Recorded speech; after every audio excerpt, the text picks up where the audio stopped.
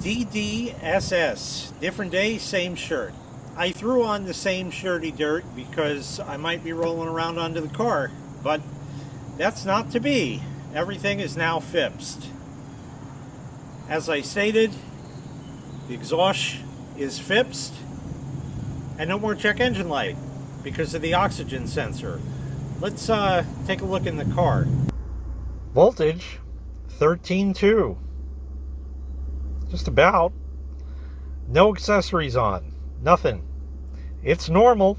It's got to be. The car is fixed. That's a TPMS light, which just came back on, interestingly enough, 6 blocks from here. Just got home. And I can't even park in front of my own house because whoever that dick is.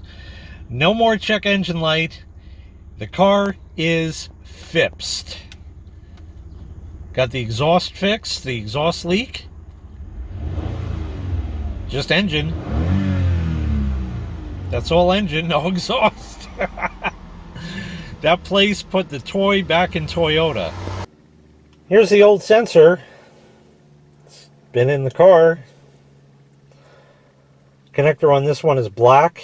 The new one has a gray connector, but allegedly it fit. The connector looks identical otherwise, as far as all the little protrusions on it, so that's all good. And maybe a little later we'll meter this to verify indeed if it was bad. On these, if you meter, you see there's a white, blue, and 2 black wires. You meter the 2 black wires for continuity, and this theoretically should read open circuit because it was the heater in here that was bad. So basically 2 of them are data and the other 2 are power for the heater within this oxygen sensor. So first thing I want to look at is the data here. So we'll use this AT-Diag or AT-Diag tester, OBD2 scan tool type thing.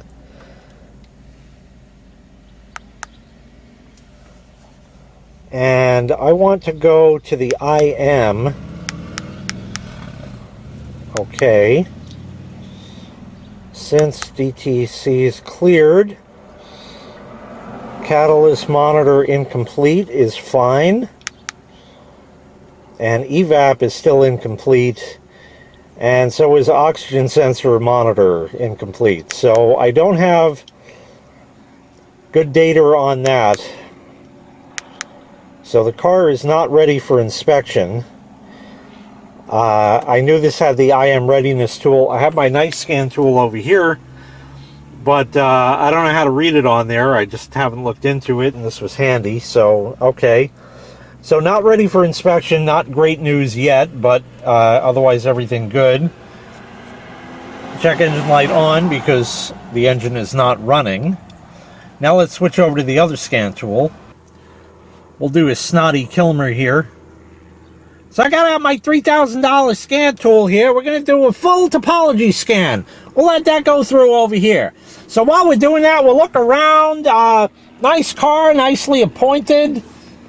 It's got all that. There's no fancy button, fancy touch screens or anything like that popping out of the dash. You want a radio? It's right over here. You turn it on, you turn it off. It's all right there. This car has the sticky dash syndrome because it's a 2007. And, oh, look at that. Tire pressure monitor. I'm sounding more like Steve Lavatory than Snotty Kilmer, but even so. So the immobilizer is actually okay. It showed that until the scan was done. And we just have the TPMS. And I don't know where it tells you. If it shows you in here or if you got to go into other stuff. Yeah. So 21, 22, 23 can't receive a data from the transmitter. ID1, ID2, ID3. They're all dead. The funny thing was, after testing this scan tool out on this car, I had reset the check engine light that was on currently, and also knew that this front drinker side tire was low, so I also filled that up, and the light magically went out, and actually went out, stayed out for my entire trip out to the place, which, as you see, was 16 miles, and then I drove the 16 miles back home, and just came on 6 blocks from the house. So yesterday I called the place up. I've been going to this place that does exhaust work for about 28 years now. Maybe even a little more than that. Maybe almost 30. My father used to use them. They're still in business, whatever. I call up yesterday and the guy's like, yeah, bring it in tomorrow morning. You get here when we open, you'll be the first one in. Great, I'll be there. See you then. So I roll up this morning. 10 minutes before they open, they're open already. They don't mess around. They don't waste time. They get right to work. And there's a guy in the shop there who ended up working on my car. I recognized him because back in the day when I had old Clanky and the 2000 Camry, them 4 cylinders, and I didn't ask him that question, but them 4 cylinders would rot out the flex pipe all the time. So I would be there every 3 or 4 years. They're just shitty replaced. They got a zillion of them, you know, made in China, whatever it is. And they weld them in, and then everything's nice and quiet. They make their money, you're on your way, and then a few years later, that rots out. Anyway, flex pipe, that's what was broken. And also a flange that was there. He also said, here, look, this thing is like crumbling, and he touched it, and it was just crumbling to bits. So that was... that needed to be fixed too, because if you don't fix it, it's only going to break very soon after. So he puts the car up on a lift or whatever, and I talk to him and I tell him about the oxygen sensor also, and he says, okay, did you want me to just break it free for you, or did you want me to change it? I said, no, I think you ought to change it while you're under there.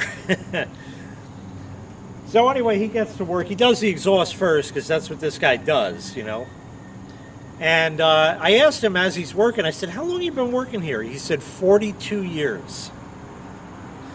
For this particular man to be in the business 42 years, I'd like to think he knows what the fuck he's doing. I recognized him, and he actually recognized me. The last time I saw this guy was like 10 years ago, practically. It was amazing, and he recognized me, and, you know, I don't know his name, he doesn't know my name, but we know each other. And he welded up the new exhaust, all that, that's all good. And the oxygen sensor, you know, it's up in the air, it's up in a guy's teeth, he can just work on it. So he got on that, just, you know, sprayed it with some liquid wrench or PB blaster or whatever it is, and you know, broke it loose, no problem. Had trouble with the connector. I couldn't even see it, so he had a much better position, and he got it changed, and that was that. In the previous video I made about the alternator, which was 2 videos ago in this series, I said there's nothing wrong with the car. Well, the problem was, I thought it was all a low voltage symptom, but no, it wasn't. It actually was the oxygen sensor that just magically went bad. Okay? They can go for up to 100,000 miles. We got 88, 89,000. That's fair. It's certainly not unheard of at that kind of mileage at all. So it went bad. Oh well. Now, the labor is another story, but the part itself was 50 bucks. I'm sending the alternator back because I don't need that kind. So in total, I put 1 tire pressure monitor sensor in. 75 bucks back in the day. It's a lot more now. I had to get a new sun visor because they're known to break on these. That was 75 bucks. And 50 bucks for that. So total repairs in parts, not counting brakes and tires and regular maintenance stuff like that, $200 worth of parts have gone into this car in 30,000 miles. I put approximately 30,000 miles on this car over the last, I believe, 9 years. Okay? You could do all the math on that, but if you consider that parts alone were $200 over a 9-year span and 30,000 miles, that should give you a very, very, very clear indication as to why I drive boring beige Toyotas. Okay? It's a little disconcerting that it failed, but things are going to break. It's old. This is an '07, so we're looking at 18 years. That's scary. That's great. It just is.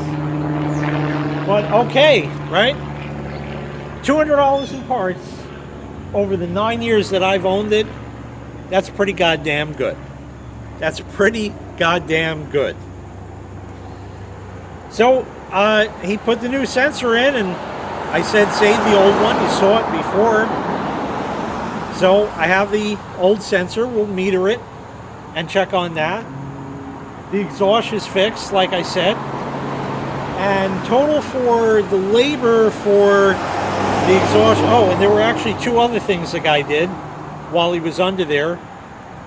There are heat shields over both of the mufflers in the back because it's dual exhaust. They're loose.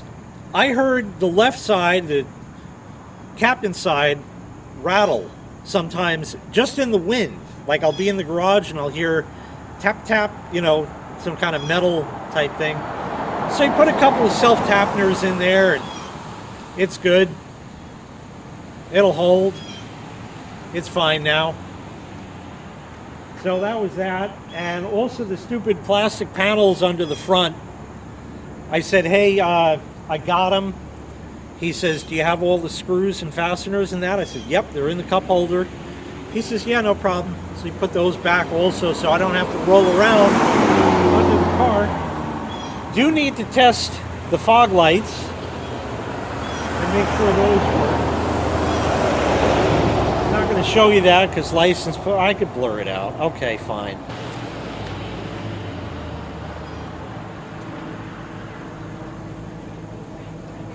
And yes, they still work. Excellent. The headlights are HID, so they start off kind of blue and will get whiter. They're still not quite up to full brightness. We'll let it chooch for another minute or so. But yeah, otherwise that's all fixed as well. And the only reason I was concerned about that is because I parked one of the wires from that in one of the little holding things where the screw goes in for the panel underneath. We use this Testmen meter. I was not sent this, I actually purchased this. It's on a horseshoe mode and 0.2, 0.1. Close enough. Here's the oxygen sensor. The two black wires are the ones we're going to meter. And I'm hoping to see open circuit. Of course, if I could see to make sure I'm probing the right things would be nice, but well, it's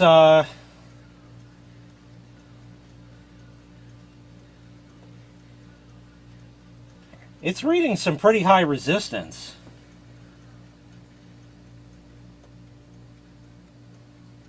Now it's open.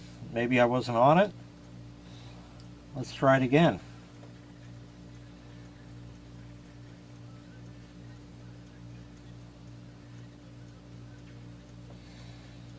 I don't know, it's reading 14 point something, 15. The old one was reading 7.5. I'm sorry, the new one was reading 7.5. And just to verify, yeah, I'm on the right wires, so that's that.